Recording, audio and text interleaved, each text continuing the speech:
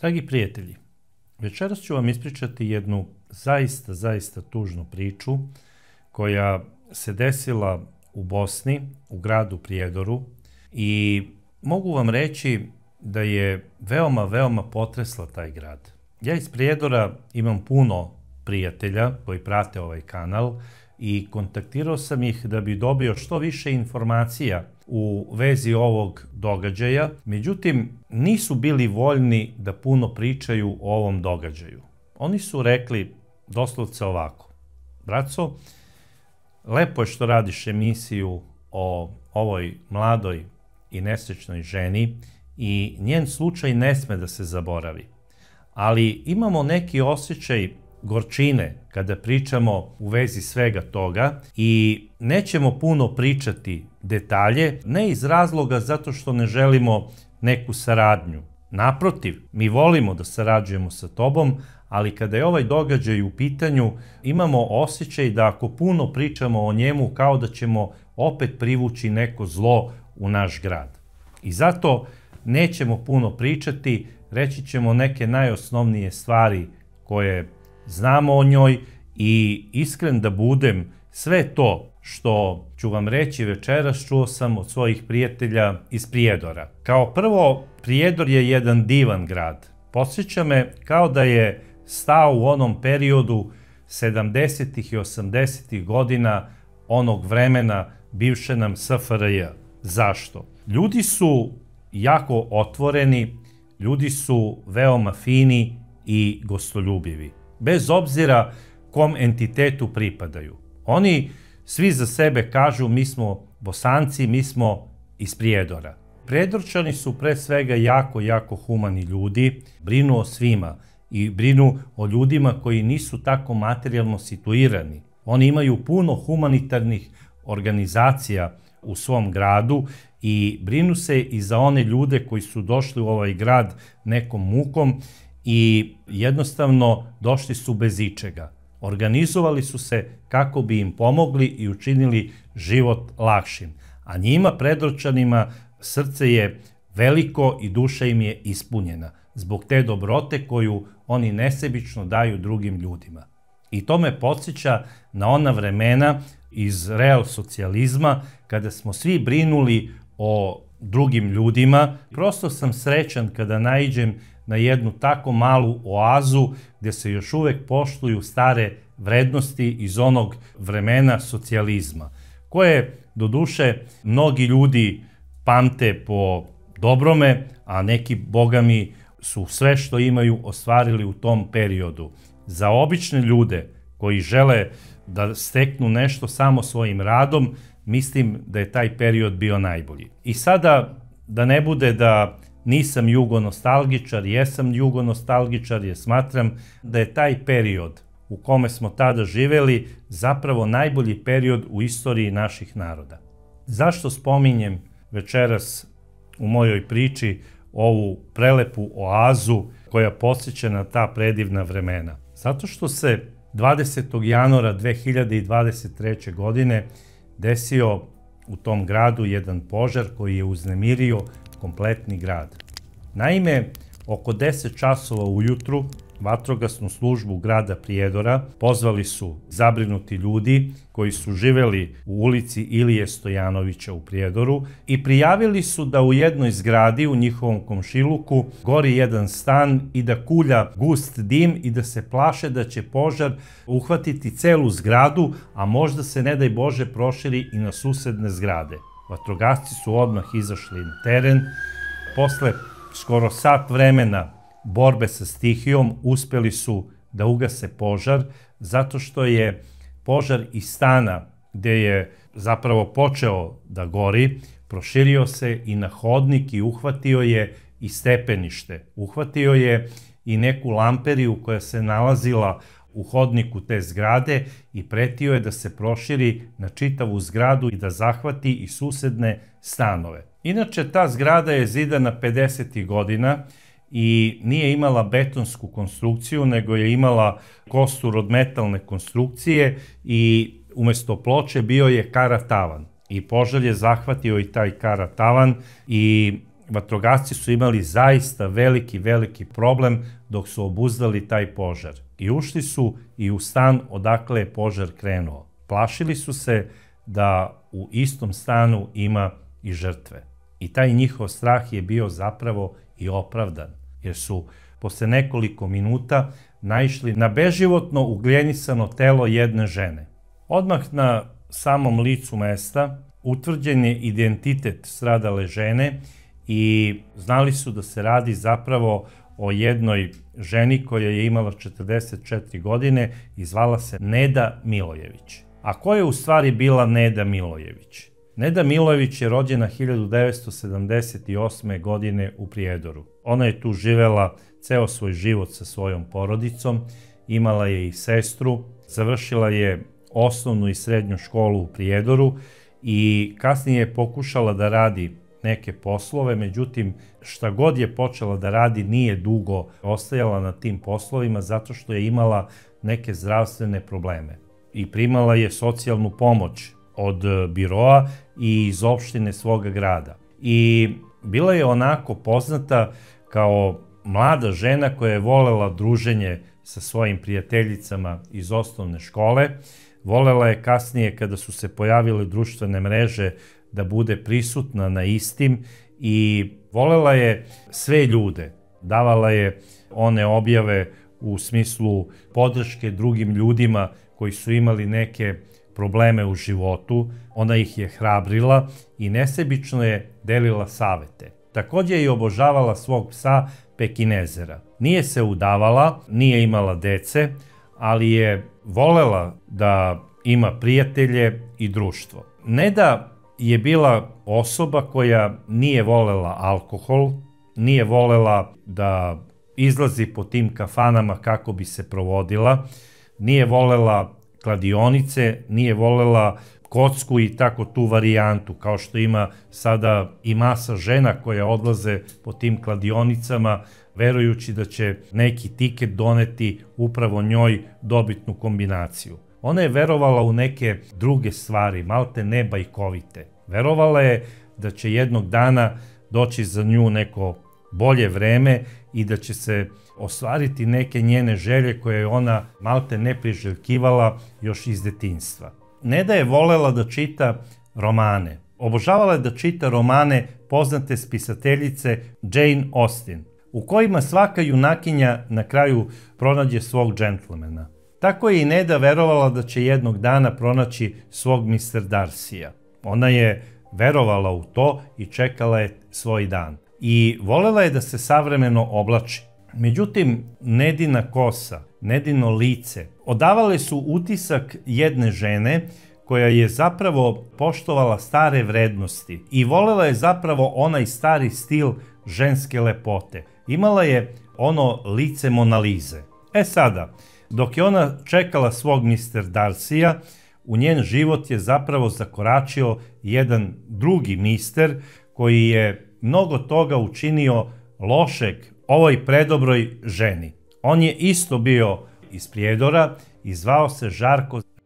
Žarko je rođen 1984. godine u Prijedoru i radio je u javnom komunalnom preduzeću u Prijedoru. On je bio poznat kao jako vredan radnik u svom preduzeću i bio je onako naočit momak. Bio je visok, bio je pravi onaj tip bosanskih onih momaka iz tog podneblja. Voleo je da se druži sa ljudima i da zbija neke šale po kafanama. Zapravo to je onaj klasični bosanski humor. Jer tamo po kafanama ljudi su jako veseli i stalno pričaju neke šale koje su nekada ljudima koji dođu sa strane malo čudne, ali njima je to jako duhovito i simpatično. On je bio jedan od tih ljudi.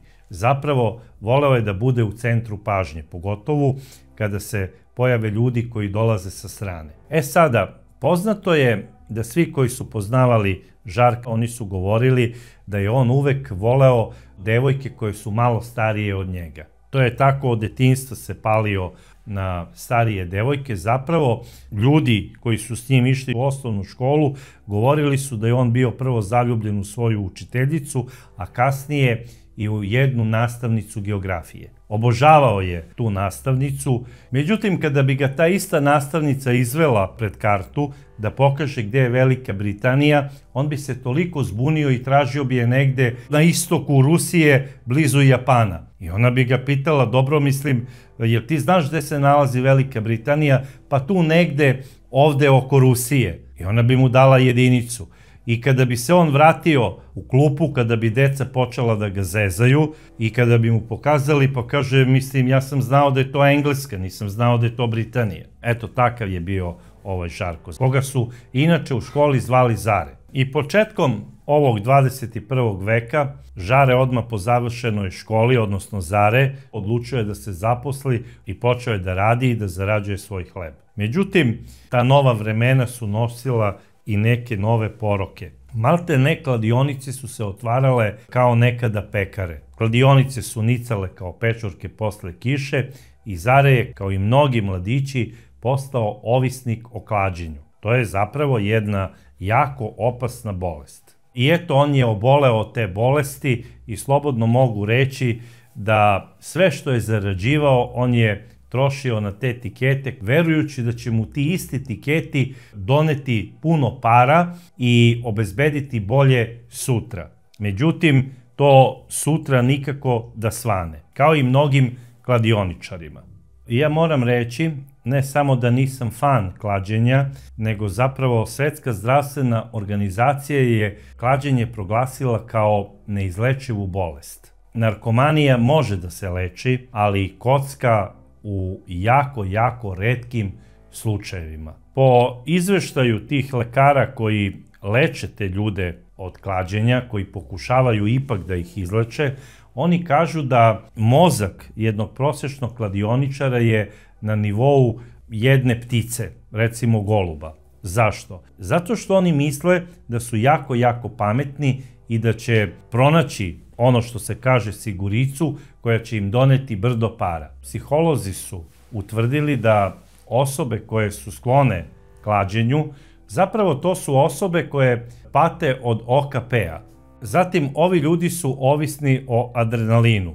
Njima se znoje ruke, srce im lupa kao da su skočili iz aviona padobranom, udari im adrenalin i dopamin u mozak i kao da će svakog momenta sići Bog sa neba i da im kaže, odigraj to i to, sve ovo što si popunio na listi, na tiketu, to će se ostvariti i ti ćeš postati bogat čovek. I naravno u iščekivanju tog nekog proviđenja i dobitka koji čekaju čitavog života, prolazi im vreme i na kraju se ništa ne desi.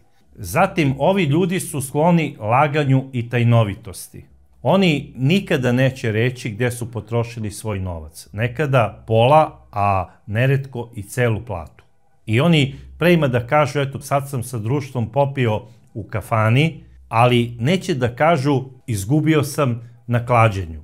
Sada, ako se ponosiš da si ti sada neki veliki kladioničar, da igraš, recimo, tamo one trke pasa ili trke konja, jer oni se ne klade samo na fudbal ili na tako te sportove koji su popularni kod nas. Oni se klade i na trke pasa, najviše tu gube novac, zatim klade se ko će biti američki predsednik, igraju američki fudbal, zatim igraju onaj grčki loto, tu gube, znači, toliko para, zapravo to je jedna vrsta one stare tombole, samo na grčki način. Tu gube najviše novca, jer tu nema kraja, to je kockanje sa kompjuterom, to je totalno budalaština. Ono što me najviše čudi, zašto ti isti ljudi, ako su toliko ponosni što su kladioničari, zašto ne kažu pred celom familijom, pred svim prijateljima, ja sam celu platu potrošio na klađenje. Čega se oni to stide? Ako je to dobro i ako je to pametno. I ove osobe su stalno u nekim finansijskim problemima i stalno očekuju neki siguran posao koji treba da odrade nekom prijatelju i on će im dati par hiljada evra za taj posao i onda na konto tog posla i na konto tih para oni od vas traže par stotina eura na zajam, da premoste dok im ne dođe ta sigurna uplata od posla. Ovo vam pričam čisto da znate, da ne nasedate na te njihove priče i fore, pozajmi mi 100 evra do 10. ili do 1. čim primim platu, daću ti. A na kraju krajeva, ako su toliko sigurni da će dobiti novac na toj kladionici, onda neka idu i neka traže pare od zelenaša. Neka ulože tamo neku svoju nekretninu ili bilo šta, nemoj da traže od vas. Zatim, ove osobe su emocionalno nestabilne osobe. One su stalno pod stresom, uvek su u nekom strahu i apsolutno su zadnje osobe sa kojim treba biti u vezi. A kada izgube na kladionici, onda ih uhvati i neka depresija, a ponekada i pojačana razdražljivost. I zato treba ove osobe izbegavati, pogotovo za neku vezu. Takođe, ovi ljudi izbegavaju i svoje obaveze. Kada dobiju, recimo, račun za struju ili za grejanje ili za bilo šta, oni kažu neka ima vremena, platit ću kada dobijem na kladionici, kada se obogatim, platit ću 5 računa unapred. Oni stalno tako to govore. Međutim, oni su stalno dužni i za kiriju, i za struju, i za grejanje, i za sve. I tako dolazimo do opisa jednog čoveka koji nije preporučljiv za neku vezu, a nikako za brak ili za tako nešto. Jer ovaj čovek može samo da vam donese posle u životu probleme. Upravo jedan od tih ljudi je bio Žarko, koji je bio ovisnik o grčkoj tomboli. On je igrao taj grčki loto i gubio je malte ne tamo pola plate za jedan dan. I tako je Zare došao u svoje kasne 30. godine, znači na pragu 40. je, nije se ni skućio, nije ni zasnovao porodicu, radi u javnom komunalnom preduzeću, celu platu znači daje na grčki loto, igrajući po tim kladionicama, nekada odigra i siguricu neke fudbalske utakmice koju nikada nije realizovao i ja ne znam kako je došlo do toga. Zare počinje da se zabavlja sa Nedom. Neda Milojević je bila lepa mlada žena, sigurno je Zaretu zapala za oko, zato što je voleo te lepe žene u najboljim godinama, a po mogućstvu da su malo starije od njega. On je video na neki način da ako su starije, moći će bolje da manipuliše sa istima. I ja sada ne znam tačno gde su se oni sreli i kako su se upoznali, ali između njih dvoje je buknula neka ljubav i oni su stupili u vezu. I to vrlo ozbiljnu vezu za one ljude koji su znali i jedno i drugo. Neke Nedine prijateljice su govorile da se ona baš ozbiljno zagrejala za Zareta. A i radnici iz komunalnog u Prijedoru govorili su da se Zare ozbiljno zaljubio u Nedu. I on je sve češće boravio u njenom stanu. On je neretko tamo i spavao, nije to ništa čudno, to je za dvoje mladih koji se vole sasvim normalno.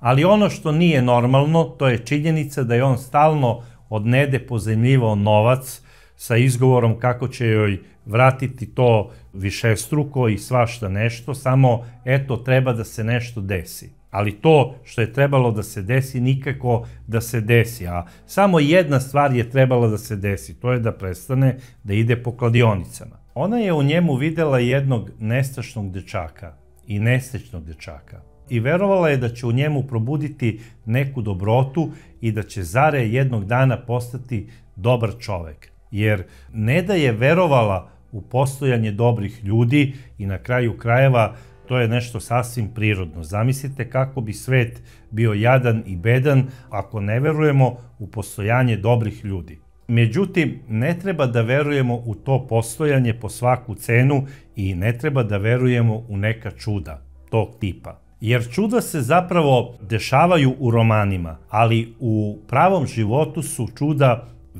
veoma retka. I Zare je umeo sa Nedom. On je umeo nju tako dobro da obradi, znao je čak i suzu da pusti. I Neda je verovala da ako mu pomogne finansijski da će ona njega usrećiti. I on je zaista glumio sreću kada mu ona da neku pozajmicu novčanu, a zapravo već je on bio srećan zato što je već sebe video u kladionici kako popunjava taj tiket za grčki loto i njemu je u mozgu već dopamin donosio neku sreću. Nije on bio srećan zbog Nede, nego eto zato što mu je omogućila da ode i da još jedno veče provede tamo na mestu koje je najviše voleo na svetu. I prosto je nezamislivo kako je jedna pametna žena koja je jako, jako načitana pala zapravo na neke priče jednog manipulatora i kako je uspela da mu poveruje. Međutim, Zare je, kao svako ko je ovisnik o tom klađenju, bio veliki, veliki lažov i manipulator. Sada, ta veza je funkcionisala kako je funkcionisala i trajala je, bogme, prilično dugo, nekoliko godina. Ali ono što je najbitnije, pred kraj 2022. godine Neda daje neke objave preko društvenih mreža iz kojih se da zaključiti da se ona jako razočarala u svoju ljubav. I rekla je, ja sam kao ptica Feniks, stalno se regenerišem, stalno uspevam da se dignem iz pepela i da opet budem vatra kao sunce i jednog dana naći ću svoju pravu ljubav, a ljudi koji me iskorišćavaju i ponižavaju na neki način, pokušat ću da ih u toku 2023. godine izbacim iz svog života. I ja verujem da je Neda njemu to i saopštila. Jer kako kažu neke Nedine komšije, neretko se iz njenog stana čula svađa i ona se stalno svađala sa Zaretom u zadnje vreme, a posebno posle dočeka nove 2023. godine. Zato što je Neda zacrtala da će 2023. godina biti godina prekretnica u njenom životu. I najverovatnije je od samog, 1. januara, ona stavila Zaretu do znanja da ona ne želi više da bude s njim u vezi, da je malte ne išla svakodnevna svađa, on je dolazio, sigurno je tražio i novac, a možemo da se zapitamo i da pokušamo i da pretpostavimo, možda je Neda i otkrila da Zare možda ima i neku drugu ženu, koju je našao sigurno da bi, eto, s njom bio u vezi i da bi možda i nju iskorišćavao u smislu finansija, tipa pozajmice da imam za tiket. Sada, ko zna šta je sve Neda saznala? Jedino što sigurno znamo to je da je Neda htela da prekine ovu vezu. I od nove godine, 2023. godine, znači od 1. januara pa do 20. januara, ona je svakodnevno sa Zaretom imala raspravu pa i svađu. Tako je i to jutro tog kobnog 20. januara u njenom stanu bilo je bučno i turbulentno. Naime, čula se svađa, rasprava i svašta nešto. Svađa je počela u 8 časova. Trajala je skoro sat vremena. Oko čega su se oni raspravljali?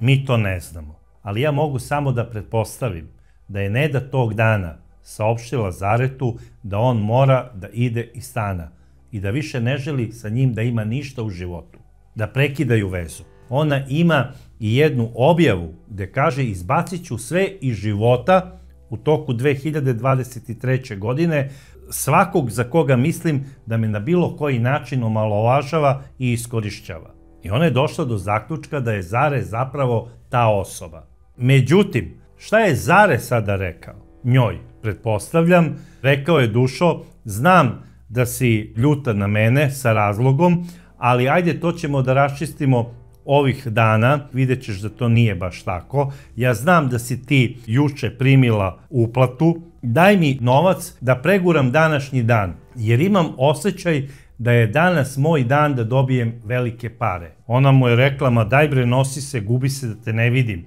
Otišla je da kuva kafu, da popije kafu, da se smiri. Bila je pored šporeta u kuhinji. Zare je prišao da li da je moli, da li da je udari. Došlo je tu do nekog incidenta. Onda je on uhvatio nož sa kuhinjskog stola. Uboo je ovu ženu ni manje ni više nego 8 puta u predelu grudi i 2 puta u predelu ruku.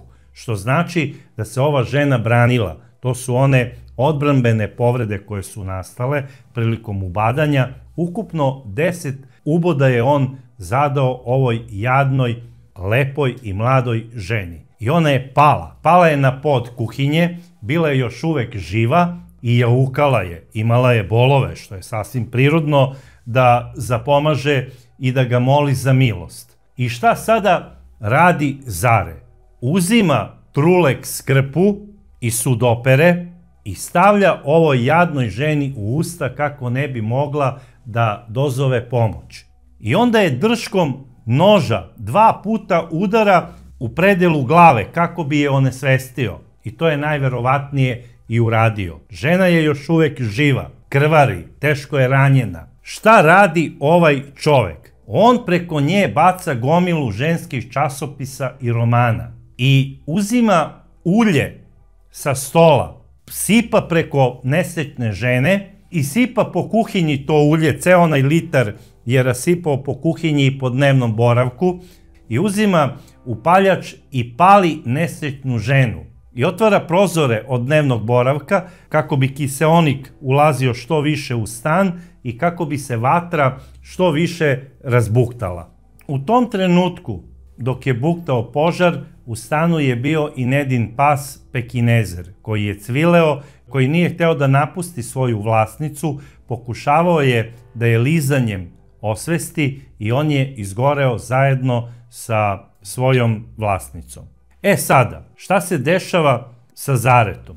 U 9:30 on izaziva požar koji je uhvatio ceo stan i on izlazi iz stana, onako kao da se ništa nije desilo, odlazi do svoje firme i kaže, znate šta, ja danas ne bih mogao da radim, nešto se ne osjećam najbolje, uzeo bih slobodan dan. I oni su mu rekli, Zare, nema problema. Posle izlaska iz firme, Zare odlazi pravo u kafe da bi popio tamo kafu i neku žestinu i kako bi popunio tiket za kladionicu. I tu je seo, pio je, razgovarao je sa ostalim prijateljima i poznanicima o tim sigurnim dobicima tog dana, da li imaju neku dojavu i tome slično, da li je neko zvao Beograd ili Zagreb, jer moram da kažem da je najverovatnije Zare prilikom izlaska iz stana uzeo i neki novac iz Nedinog stana. To se nigdje ne spominje, ali s obzirom da nije imao novac, a nije pozajmio u firmi,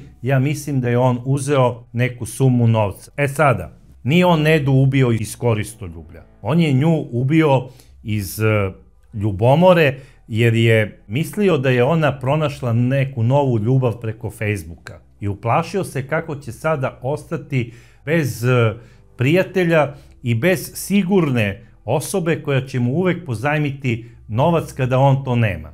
Sada, naravno, ona nije mogla da mu pozajmi neku veliku količinu novca, zato što je i ona bila korisnik socijalne pomoći. Imala je samo da preživi, ali ona je bila štedljiva. Uspevala je da uštedi neki novac koji bi nesebično pozajmljivala Zaretu. I rešila je da to prekine, jednom za svagda. I evo šta se desilo. U 10 časova došli su vatrogasci po pozivu komšija. Oni su ugasili požar i kao što su se i plašili, pronašli su telo nesrećne Nede. Na obdukciji je utvrđeno da je ona 8 puta ubodena u predelu grudi i 2 puta po rukama, ali da je smrt nastala od vatre i od gušenja Truleks krpom. I lekar koji je izvršio obdukciju rekao je da je ova žena umrla u najtežim mukama i bolu. Znači, patila je. I Zare je to svesno uradio. I on odlazi ladno do firme kako bi uzeo slobodan dan, da bi otišao do kafea da popije piće i da odigra tiket. To su vam kockari. Njemu je najbitnije i u takvoj situaciji da bi se smirio da odigra sigurni tiket. I dok je on čekao dobitak, sačekao je zapravo policiju. Tu ga je policija naravno uhapsila, nije pružao nikakav otpor, priveli su ga prvo u policijsku stanicu u Prijedoru, gde je sve priznao, nije ništa krio, predat je tužilaštvu, tužilaštvo mu je odredilo pritvor do 30 dana i podignuta mu je optužnica za 2 krivična dela, teško ubistvo i izazivanje opšte opasnosti. Za teško ubistvo najveća zaprećena kazna u Bosni je doživotni zatvor, a za izazivanje opšte opasnosti 10 godina. Zaretu je brzo završeno suđenje zato što on je sve priznao i u policiji, i pred tužilaštvom, i pred sudom. Imao je advokata po službenoj dužnosti i on je u julu mesecu 2023. godine osuđen na 27 godina zatvora. 25 godine zatvora je dobio za ubistvo i 2 godine za izazivanje opšte opasnosti. Koliko sam ja informisan, kaznu izdržava u KPZ-u Foča. Da li se pokajao za ono što je uradio ili ne, ja to sada ne znam, ali imaće dovoljno vremena da se kaje. I drage dame, imajte ovu priču uvek na umu i ma koliko da je neko lep, slatkorečiv, šarmantan i namazan, ako otkrijete bilo kakav njegov porok, imajte na umu da je vrlo nesigurna osoba sa vama u vezi i da svakog trenutka može da eksplodira i da vam nanese neko zlo. Zato budite krajnje oprezne. Jer pravi muškarac ne ide u kladionicu. On ne kocka, on ne pije i ne radi neke gluposti koje mogu finansijski ili bilo na koji drugi način da ugroze njegovu porodicu i osobu koju voli. Ako neko sve to radi i tvrdi da vas voli, on vas laže, on beži od vas i utehu traži u tim nekim porocima. I vi živite zapravo sa poročnim čovekom, sa bludnikom koji vas samo iskorišćava. Dragi prijatelji, ovo bi bilo sve što imam da kažem o ovom slučaju, jer ovaj slučaj ne sme biti zaboravljen.